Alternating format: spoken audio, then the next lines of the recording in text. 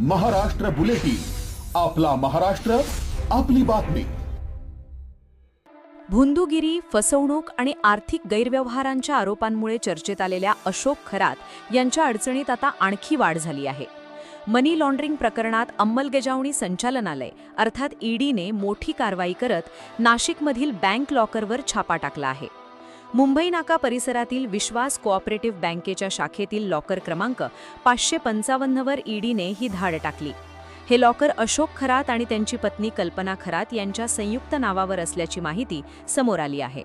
या कारवाई दरम्यान तब्बल 1,10,00,000 रुपयांचे सोन्याचे दागिने, 1,79,000 रुपयांची चांदी आणि 5,500 अमेरिकन डॉलर्स जप्त करण्यात आले. कारवाईवेळी खरात यांची मुलगी सृष्टी खरात उपस्थित होती. ईडीच्या माहितीनुसार एप्रिल महिन्यात अशोक खरात यांच्या घरावर टाकलेल्या छाप्यांदरम्यान या लॉकरची कागदपत्रे तपास यंत्रणांच्या हाती लागली होती. त्यानंतर बँक रेकॉर्डची पडताळणी करून संबंधित लॉकर सील करण्यात आले होते. जप्त करण्यात आलेल्या वस्तूंमध्ये जड सोन्याचे नेकलेस सेट, लांब चेन, मंगळसूत्र, बांगड्या, कानातील दागिने यांचा समावेश आहे. तसेच चांदीच्या वस्तूंमध्ये गणपतीच्या मूर्ती, चांदीच्या नोटा आणि पैंजण सापडल्याची माहिती समोर आली आहे.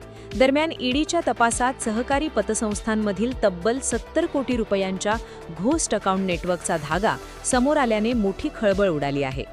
2022 ते 2024 या कालावधीत 134 बनावट खात्यांमधून मोठ्या प्रमाणावर आर्थिक व्यवहार झाल्याचा आरोप तपास यंत्रणांनी केला आहे.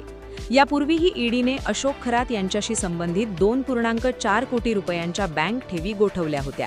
तसेच त्यांची मर्सिडीज लक्झरी कारही जप्त करण्यात आली होती.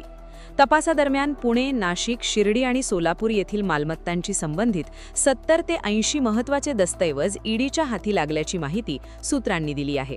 यामध्ये बंगलो, लग्न लॉन, शेती जमीन आणि व्यावसायिक मालमत्तांचा समावेश असल्याचं सांगितलं जात आहे.